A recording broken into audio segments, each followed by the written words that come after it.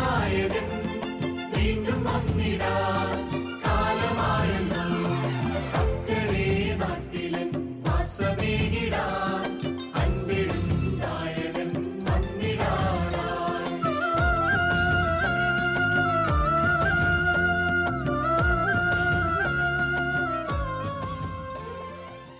നമസ്കാരം, എൻ്റെ പേര് നോബിൾ അച്ഛനാണ്. എന്നെ സംബന്ധിച്ചോളം കഴിഞ്ഞ 5 വർഷത്തെ അറിവ് ഈ മണൽപ്പുറത്തോടു കൂടെ ഉള്ളൂ. കാരണം ജനിച്ചു വളർന്ന പൂന എന്ന പ്രദേശത്തിൽ ഈ സമയങ്ങളിലൊക്കെ ഞങ്ങൾ പരീക്ഷാ കാലഘട്ടത്തിലാണ്. സെമിനാരി കാലഘട്ടത്തോട് ചേർന്ന് ഇങ്ങോട്ട് മണൽപ്പുറത്തേക്ക് വരികയും ഈ വലിയ മഹായോഗത്തിൽ പങ്കെടുക്കുവാൻ കിട്ടിയ വലിയ ഭാഗ്യത്തിനായി ഞാൻ കഴിഞ്ഞ 5 വർഷമായി അത് ആസ്വദിച്ചുകൊണ്ടിരിക്കുന്നു. ഓരോ വർഷവും അതിലേക്ക് വളർന്നു വരുമ്പോൾ ഞാൻ എന്നെ തന്നെ ഒരു കുട്ടിയായി കാണുന്നു. മണപ്പുറത്തിൻ്റെ അനുഭവത്തിൽ ഒരു ചെറിയ കുട്ടിയായി ഇവിടുത്തെ ചെറിയ ചെറിയ കാര്യങ്ങൾ ഓരോ കോണുകൾ മനസ്സിലാക്കി വരുന്നേ ഉള്ളൂ എന്ന് ഞാൻ പറയൂ. എന്നാൽ ഒരു പട്ടക്കാരൻ്റെ നിലയിൽ ഇപ്രകാരമുള്ള ഒരു ആത്മീയ യോഗം എപ്പോഴും പന്തലിച്ച് വളരട്ടെ എന്ന് ഞാൻ പ്രാർത്ഥിക്കുന്നു. ദൈവത്തിൻ്റെ കൃപ ഈ പന്തലിലുണ്ട്. അത് ഓരോ ദിവസവും ഓരോ വചന കേൾവിയിൽ നിന്നും അത് അനുഭവിക്കുന്നുണ്ട്. ദൈവം നമ്മളേവരെയും അനുഗ്രഹിക്കുമാറാകട്ടെ.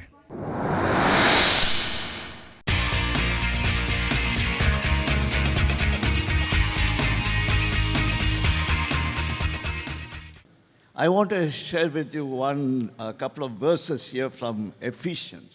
എഫേസ്യ ലേഖനത്തിൽ നിന്ന് ചില വാക്യങ്ങൾ നിങ്ങളോടൊപ്പം പങ്കുവയ്ക്കുവാൻ ഞാൻ വായിക്കുവാൻ ആഗ്രഹിക്കട്ടെ. So if you have your Bible, if you can see the words there, നിങ്ങളുടെ പക്കൽ വേദപുസ്തകമുണ്ടെങ്കിൽ ഈ വാക്യങ്ങളിലേക്ക് നിങ്ങൾ ശ്രദ്ധ തിരിക്കുക.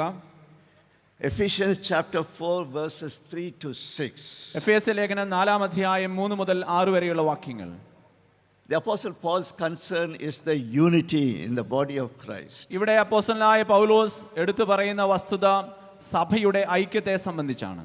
I see the church in India bleeding because of so much of fragmentation. ചിലപ്പോൾ എനിക്ക് തോന്നാറുണ്ട് ഈ ഭാരതത്തിലെ ക്രൈസ്തവ സഭ വിഭജനങ്ങൾ കൊണ്ട് മുറിവേറ്റ് രക്തം വാർന്നൊഴുകുന്ന ഒരു സഭയാണ് ഭാരതത്തിലെ സഭ എന്ന്. And here we read, make every effort to keep the unity of the Spirit through the bond of peace. ആത്മാവിന്റെ ഐക്യത സമാധാന ബന്ധത്തിൽ കാപ്പാൻ ശ്രമിക്കുകയും ചെയ്യുവിൻ എന്ന് പൗലോസ് നമ്മെ ഓർമ്മിപ്പിക്കുന്നു. There is one body and one spirit. ഒരു ശരീരവും ഒരു ആത്മാവും.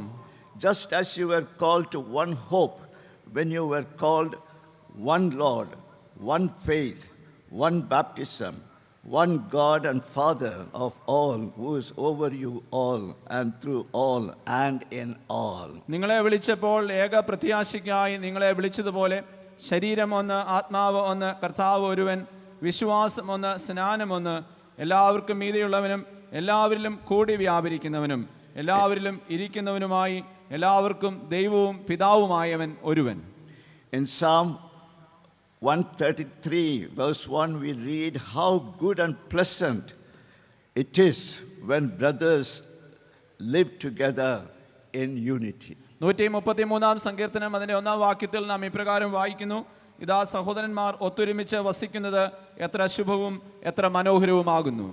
My focus this evening is the fellowship in the body of Jesus Christ. ഈ സന്ധ്യയിലെ എൻ്റെ സന്ദേശത്തിന്റെ പ്രധാന ഊന്നൽ ക്രിസ്തു ശരീരമാകുന്ന സഭയുടെ കൂട്ടായ്മ അഥവാ ഐക്യം എന്നുള്ളതാണ്. I read a story about a local church with 10 members.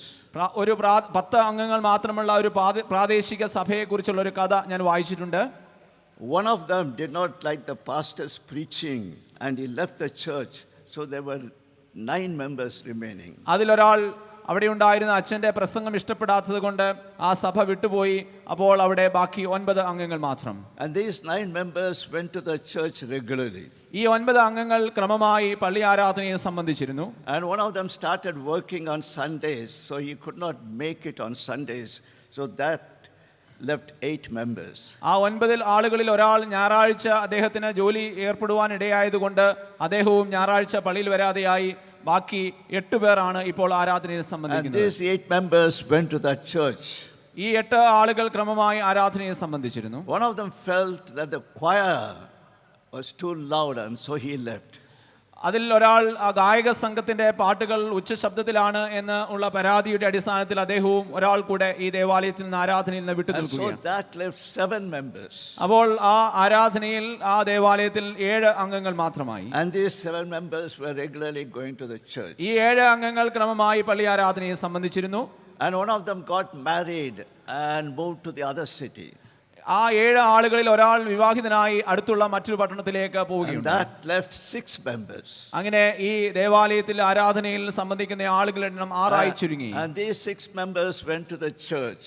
ഈ 6 ആളുകൾ പള്ളി ആരാധനയെ സംബന്ധിച്ചുകൊണ്ടിരുന്നു. And 2 members were not elected to be on the church committee.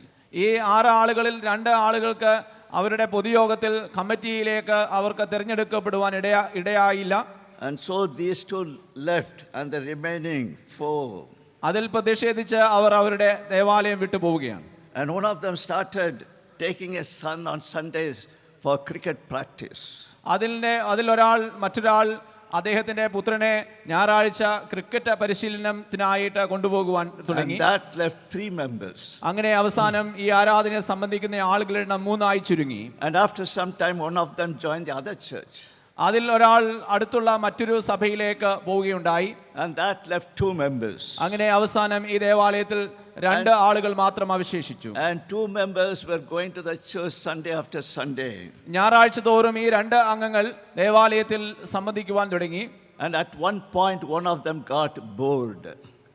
And he left the church. ഈ 2 ആളുകളിൽ ഒരാൾ ഈ പള്ളി ആരാധന അദ്ദേഹത്തിന് വളരെയധികം ഇഷ്ടപ്പെടാതെ വന്നതുകൊണ്ട്, അദ്ദേഹത്തിന് താല്പര്യം ജനിപ്പിക്കാതിരുന്നതുകൊണ്ട് അദ്ദേഹവും ദേവാലയത്തിൽ വരാതെയായി. That remaining 1 member, he was going to that church.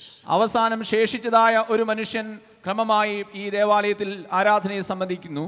And one day he died of heart attack. ഹൃദയസ്തംഭനം മൂലം ആ മനുഷ്യൻ പെട്ടെന്ന് മരിക്കുകയുണ്ടായി. And that is the end of that church.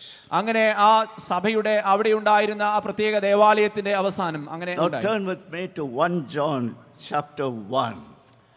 1 യോഹന്നാൻ 1-ാം അധ്യായത്തിലേക്ക് നമുക്ക് ശ്രദ്ധ തിരിക്കാം.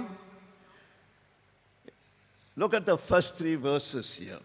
1 യോഹന്നാൻ 1-ാം അധ്യായം അതിന്റെ 1 മുതൽ 3 വരെയുള്ള വാക്യങ്ങളിലേക്ക് നമുക്ക് ശ്രദ്ധിക്കാം. You see, as I read this chapter, I find the word fellowship is repeated 4 times in my Bible. ഈ അധ്യായം നാം ശ്രദ്ധയോടെ വായിക്കുമ്പോൾ കൂട്ടായ്മ, ഐക്യം എന്നുള്ള വാക്ക് 4 പ്രാവശ്യം ഉപയോഗിക്കുന്നതായി നമുക്ക് കാണാം. Now the writer John, he makes it a point in this particular chapter emphasizing the importance of fellowship in the body of Christ. ക്രിസ്തു ശരീരമാകുന്ന സഭയുടെ ഐക്യത്തെക്കുറിച്ചുള്ള വലിയ ഊന്നൽ ഇവിടെ യോഹന്നാൻ അപ്പോസ്തലൻ ഈ അധ്യായത്തിൽ ഉടനീളം എടുത്തു പറയുന്നുണ്ട്. ഇതിന്റെ 1 മുതൽ 3 വരെയുള്ള വാക്യങ്ങൾ ശ്രദ്ധിക്കുക. It says that which was from the beginning, which we have seen with our eyes. ആദ്യം മുതലുള്ളതും ഞങ്ങൾ കേട്ടതും സ്വന്തം കണ്ണുകൊണ്ട് കണ്ടതും ഞങ്ങൾ നോക്കിയതും, which we have looked at and our hands have touched. ഞങ്ങളുടെ കൈ തൊട്ടതുമായ This we proclaim concerning the word of life, and that is Christ. ജീവന്റെ വചനം സംബന്ധിച്ച് ജീവൻ പ്രത്യക്ഷനായി ഞങ്ങൾ കണ്ട് സാക്ഷീകരിക്കുകയും പിതാവിനോട് കൂടെ ഇരുന്ന് Then he goes ഞങ്ങൾക്ക് on to say the life appeared, we have seen it and testified to it, and we proclaim to you the eternal life. ഇവിടെ നാം വായിക്കുന്നത് ജീവൻ നമുക്ക് നമ്മുടെ മുമ്പിൽ പ്രത്യക്ഷനായി എന്നും അത് നമ്മുടെ മുമ്പിൽ വെളിവാക്കപ്പെട്ടു എന്നും അതിന്റെ പ്രഘോഷണത്തിൽ ഞങ്ങൾ ഏർപ്പെട്ടിരിക്കുന്നു എന്നും. This eternal life which was with the Father and has appeared to us. ഈ നിത്യജീവൻ നമുക്ക് പുത്രനിലൂടെ വെളിപ്പെട്ടതായ നിത്യജീവൻ നമുക്ക് ഇവിടെ ലഭ്യമാകുന്നു. We proclaim to you what we have seen and heard, so that you also may have fellowship with us. ഞങ്ങൾ കണ്ടതും കേട്ടതുമായ കാര്യങ്ങൾ ഞങ്ങൾ നിങ്ങളോട് അറിയിക്കുന്നു. അതുകൊണ്ട് തന്നെ നിങ്ങളുടെ ജീവിതത്തിൽ ഈ കൂട്ടായ്മ ഉണ്ടാകണം എന്നത്രേ. You see, the starting point here, this intimate, vital, close relationship with Jesus. ക്രിസ്തുവുമായുള്ള അതിപ്രധാനമായ ആഴമായ അടുത്തുള്ള ഒരു ബന്ധത്തെക്കുറിച്ചാണ് ഇവിടെ വിവരിക്കുന്നത്. And this is what John says. ഇതാണ് യോഹന്നാൻ അപ്പോസ്തലൻ പറയുന്നത്. You see, if you look at Matthew chapter 4, you find how John and his brother were called by Jesus. മത്തായിയുടെ സുവിശേഷം 4-ാം അധ്യായത്തിൽ നാം വായിക്കുന്നുണ്ട് എങ്ങനെയാണ് യോഹന്നാനും അവന്റെ സഹോദരനും യേശുവിനെ അനുഗമിക്കുന്നത് എന്ന്. John was with his father Zebedee, doing his father's business. യോഹന്നാൻ തന്റെ പിതാവായ സബദിയോടൊപ്പം അദ്ദേഹത്തിന്റെ കച്ചവടത്തിൽ സഹായിക്കുകയായിരുന്നു. And when Jesus called him, he immediately left it, and we even read there he left his father and went after Jesus. He followed him. യേശു അവനെ വിളിച്ച സമയത്ത് അവൻ പിതാവിനോട് കൂടി ഏർപ്പെട്ടിരുന്ന ഈ കച്ചവടം വിട്ട് യേശുവിനെ ഉടൻ തന്നെ അനുഗമിക്കുന്നതായി നാം അവിടെ വായിക്കുന്നു. And since then he had this fellowship with Jesus. ആ നിമിഷം മുതൽ അന്ന് മുതൽ യോഹന്നാൻ യേശുമായുള്ള ആഴമായ കൂട്ടായ്മയിൽ നിലനിൽക്കുകയായിരുന്നു. So he says, I have seen this Jesus. അതുകൊണ്ട് യോഹന്നാൻ പറയുന്നു, ഞാൻ ഈ ക്രിസ്തുവിനെ കണ്ടിട്ടുണ്ട്, I have heard this Jesus. ഞാൻ ഈ യേശുവിനെ കുറിച്ച് കേട്ടിട്ടുണ്ട്, I have touched this Jesus. ഞാൻ ഈ യേശുവിനെ സ്പർശിച്ചിട്ടുണ്ട്, തൊട്ടിട്ടുണ്ട്. I moved very closely with Jesus. ഞാൻ യേശുവിനോട് വളരെ അടുത്ത് ഇടപഴകുകയും അവനോടുകൂടെ സഞ്ചരിക്കുകയും ചെയ്തിട്ടുണ്ട്. And he says, I'm sharing this with you with the one purpose. അതുകൊണ്ട് ഞാനിത് ഇന്ന് നിങ്ങളോട് ഇത് പറയുന്നത് ഒരു ഉദ്ദേശത്തോടു കൂടിയാണ്. And that is, you also will have fellowship with us. ആ ഉദ്ദേശം ഇത് മാത്രമാണ്, നിങ്ങൾക്കും ഈ ക്രിസ്തുവുമായുള്ള ഈ അഭേദ്യമായ ബന്ധം ഉണ്ടാവണം എന്നത്. You see, the foundation of Christian fellowship, Jesus. നമ്മുടെ ക്രിസ്തു സഭയുടെ ഐക്യത്തിന്റെ കൂട്ടായ്മയുടെ അടിസ്ഥാനം എന്താണ്? അത് ക്രിസ്തു മാത്രമാണ്. The focal point is Jesus himself, nothing else and no one else. ഈ ക്രൈസ്തവ സഭയുടെ കൂട്ടായ്മയുടെ കേന്ദ്ര ബിന്ദു ക്രിസ്തു മാത്രമാണ്, ക്രിസ്തു ഒന്നു മാത്രം. No ideology, no philosophy, nothing except the person of Jesus. പ്രത്യയശാസ്ത്രമോ തത്വശാസ്ത്രമോ അല്ല, ക്രിസ്തു മാത്രമാണ് ഈ സഭയുടെ കേന്ദ്ര Bindu. Today we are gathered together because of him. അതുകൊണ്ട് നമുക്ക് ഇത് ഇല്ലാതെ പോകുന്നത് കൊണ്ട് പലപ്പോഴും സഭയുടെ ഐക്യം നഷ്ടപ്പെടുന്നു. We love him and therefore we love his word. അതുകൊണ്ട് തന്നെ നാം ഈ ക്രിസ്തുവിനെ സ്നേഹിക്കണം, അവന്റെ വചനത്തെ നാം സ്നേഹിക്കണം. We communicate with him through our prayers. അതുകൊണ്ട് ഈ ക്രിസ്തുവുമായി നമ്മുടെ പ്രാർത്ഥനയിലൂടെ നിരന്തരമായി നാം സംവേദിക്കണം, ആശയവിനിമയം നടത്തണം. The fellowship with him leads us to have fellowship with each other. ഈ ക്രിസ്തുവുമായുള്ള ആഴമായ ബന്ധം നമ്മെ തന്നെ പരസ്പരം കൂട്ടായ്മയിലേക്ക് നയിക്കുന്നു. You see, you take any 2 points on the circumference of a circle, any 2 points, നാം ഈ ഏത് രണ്ട് ആശയങ്ങൾ നാം എടുക്കുകയാണെങ്കിൽ, and you make these 2 points to get closer to the center.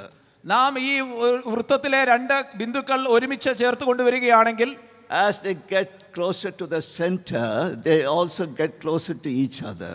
ഈ വൃത്തത്തിലുള്ള രണ്ട് ബിന്ദുക്കൾ നാം ഒരുമിച്ച് ചേർക്കുമ്പോൾ ഈ ബിന്ദുക്കൾ കേന്ദ്രത്തിലെ ബിന്ദുവിലേക്ക് കടന്നു വരികയാണ്. And this is what happens in Christian fellowship. അതുകൊണ്ട് ക്രിസ്തീയ കൂട്ടായ്മയിൽ സംഭവിക്കുന്നതും ഇത് തന്നെയാണ്.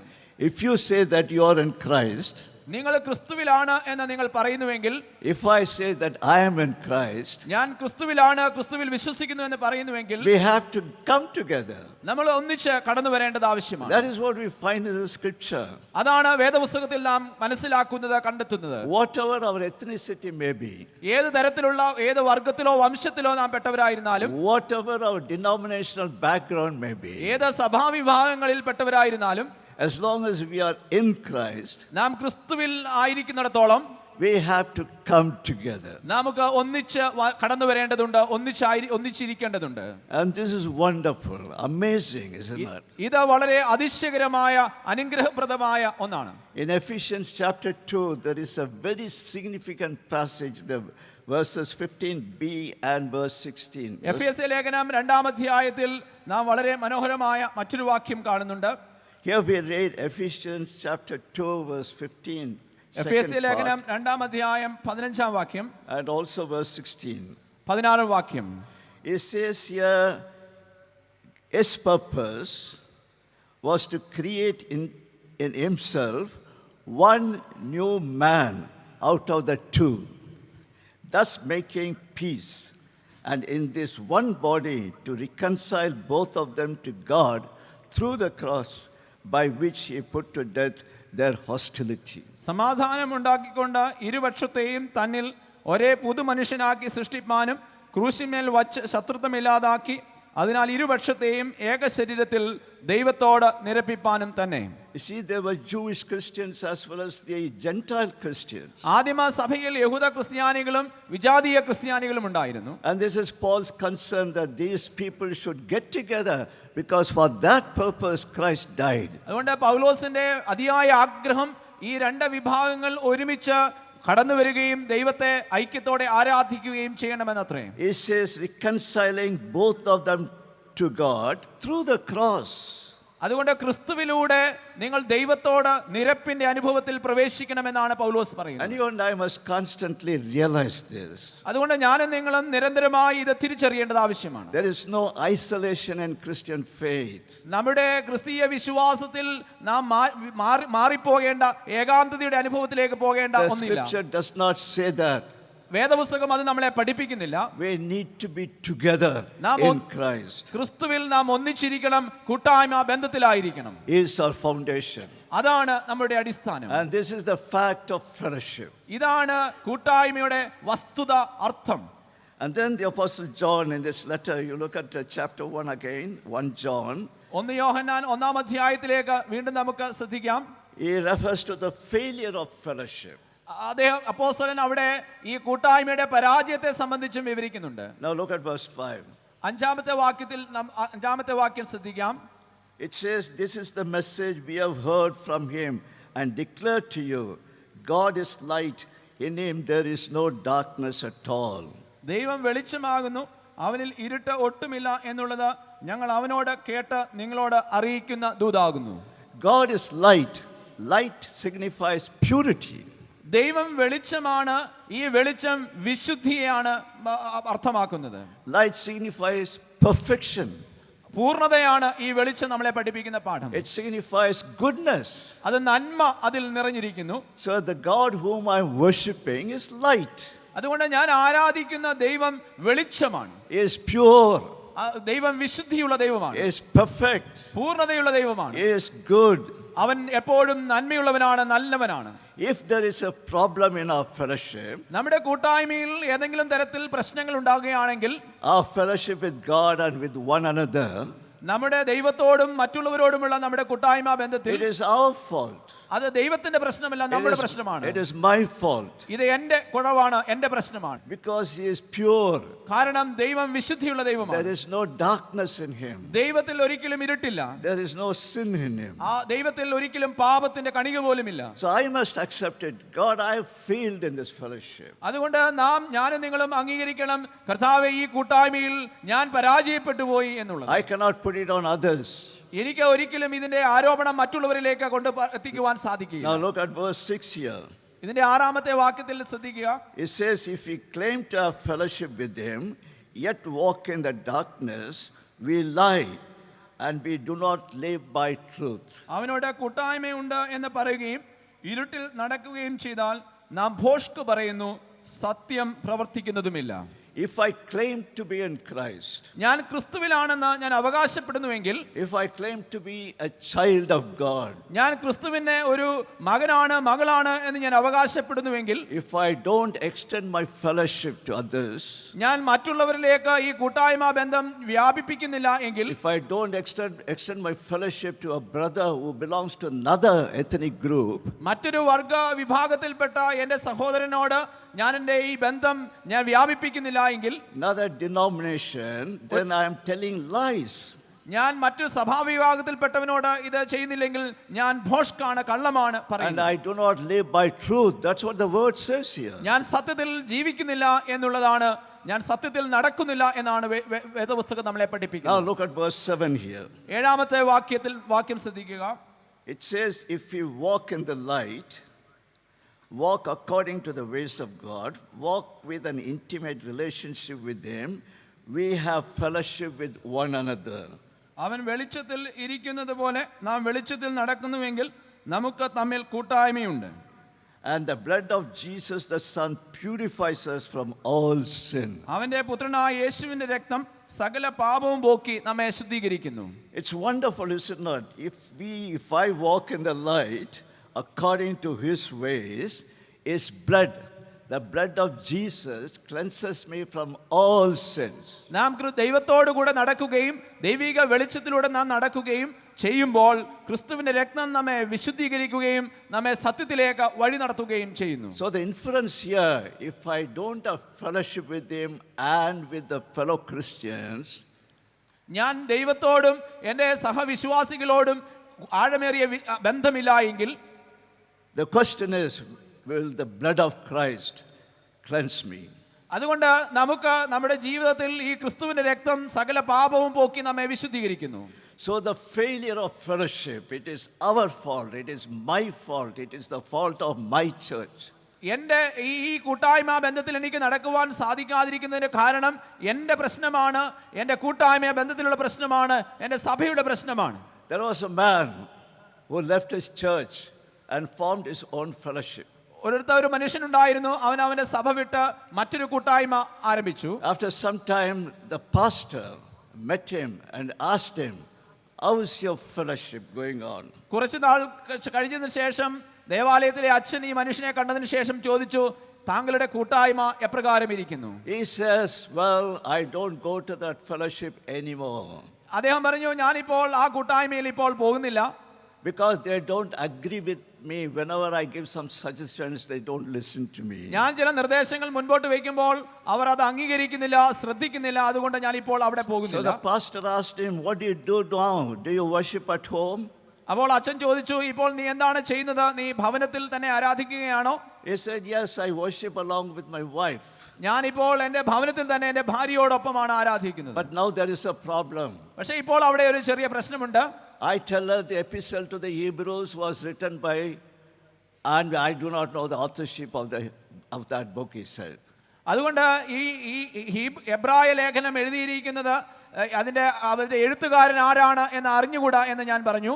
But my wife insists that epistle was written by the Apostle Paul. പക്ഷേ എൻ്റെ ഭാര്യ വളരെ ശാഠ്യത്തോടെ നിർബന്ധപൂർവ്വം പറയുന്നു, എബ്രായ ലേഖനം എഴുതിയത് പൗലോസ് അപ്പോസ്തലനാണ് എന്ന്. So there is a difference between us. അതുകൊണ്ട് ഈ ഞങ്ങളുടെ ഭവനത്തിൽ ഒരല്പം അഭിപ്രായ വ്യത്യാസമുണ്ട്. So now what's happening? She worships. We worship in the same room, but she worships in the southeast corner of the room. ഇപ്പോൾ ഞങ്ങളുടെ ഈ മുറിയിൽ ഞങ്ങൾ രണ്ടുപേരും ആരാധിക്കുകയാണ് എങ്കിൽ എൻ്റെ ഭാര്യ തെക്ക് കിഴക്ക് സ്ഥാനത്തിലിരുന്നാണ്, തെക്ക് കിഴക്ക് ദിശയിലേക്ക് ഇരുന്നാണ് ആരാധിക്കുന്നത്. And I worship in the northwest corner of the room. ഞാൻ വടക്ക് പടിഞ്ഞാറ് ഭാഗത്തേക്ക് ഇരുന്നാണ് ഞാൻ ഇപ്പോൾ You ആരാധിക്കുന്നത്. see the failure of fellowship in many situations. നാം തിരിച്ചറിയേണ്ട ഒരു കാര്യം, പല ജീവിത സാഹചര്യങ്ങളിലും ഈ കൂട്ടായ്മ ബന്ധം പലപ്പോഴും പരാജയപ്പെട്ടു പോകുന്നു. And see, Paul's appealing to the church at Ephesus. അതുകൊണ്ട് പൗലോസ് എഫെസസിലുള്ള സഭയോട് വളരെയധികം ഉദ്ബോധിപ്പിക്കുകയാണ്. We read this in Ephesians chapter 4, verses 25 and 27. എഫെസ്യ ലേഖനം 4-ാം അധ്യായം അതിൻ്റെ 25-27 വാക്യങ്ങൾ നാം വായിക്കുമ്പോൾ, It says, each of you must put off falsehood and speak truthfully to his neighbor. ആകയാൽ ഭോഷ്ക് ഉപേക്ഷിച്ച് ഓരോരുത്തൻ താന്റെ കൂട്ടുകാരനോട് സത്യം സംസാരിപ്പിൻ. If we are members of one body, നാം തമ്മിൽ അവയവങ്ങളല്ലോ. what happens? We should not fight against each other. We should not be angry with each other. And he says, do not let the sun go down while you are still angry. And then he goes on to say, അതുകൊണ്ട് നാം പാപം ചെയ്യരുത്, പരസ്പരം കലഹിക്കരുത്, ശണ്ടയിടരുത്, നാം കോപം മറ്റുള്ളവരോട് കാണിക്കരുത്. he says, do not let unwholesome talk come out of your mouth. നമ്മുടെ വായിൽ നിന്ന് അനാവശ്യമായ സംസാരങ്ങൾ വരുവാൻ പാടില്ല. Only do things which enable others to be built up. മറ്റുള്ളവരെ കെട്ടുപണി ചെയ്യുന്ന സംസാരങ്ങൾ മാത്രമേ നാം ഏർപ്പെടാവൂ. And this is appeal. Give up the sins that you have. അതുകൊണ്ട് പൗലോസ് ഇവിടെ പ്രബോധിപ്പിക്കുന്നത്, നിങ്ങളുടെ പാപങ്ങളെ നിങ്ങൾ വിട്ടൊഴിയണം. Get into the fellowship and build up each other. അതുകൊണ്ട് ഈ കൂട്ടായ്മ ബന്ധത്തിലേക്ക് പ്രവേശിക്കുകയും പരസ്പരം കെട്ടുപണി ചെയ്യുകയും ചെയ്യുക. He says here, get rid of all bitterness, rage and anger and brawling and slander, along with every malice. അതുകൊണ്ട് പകയിൽ നിന്നും പിണക്കത്തിൽ നിന്നും ദൂഷണത്തിൽ നിന്നും നമ്മെ മലിനപ്പെടുത്തുന്ന എല്ലാത്തിൽ നിന്നും നാം വിട്ട് ഇരിക്കണം എന്നുള്ളത് പൗലോസ് പ്രബോധിപ്പിക്കുന്നു. You see, there are some sins which hinder our fellowship. പലപ്പോഴും ഈ കൂട്ടായ്മ ബന്ധത്തിന് തടസ്സമാകുന്ന അനേകം പാപ സ്വഭാവങ്ങൾ നമ്മുടെ ജീവിതത്തിൽ ഉണ്ടായിരിക്കാം. For instance, you take the sin of pride. പലപ്പോഴും നമ്മുടെ ജീവിതത്തിൽ അഹങ്കാരത്തിന്റെ അഹംഭാവത്തിന്റെ പാപ സ്വഭാവം ഉണ്ടായിരിക്കാം. Pride is always conscious of its status. പലപ്പോഴും നമ്മുടെ സാമൂഹിക നിലവാരത്തെക്കുറിച്ചുള്ള അധികമായ ബോധത്തിൽ നിന്നാണ് ഈ അഹങ്കാരം അഹംഭാവം നമ്മുടെ ജീവിതത്തിൽ ഉണ്ടാവുക. It always wants to be at the center. പലപ്പോഴും ഞാൻ എല്ലായ്പ്പോഴും കേന്ദ്രത്തിൽ ആയിരിക്കണം എന്നുള്ള ചിന്തയായിരിക്കാം.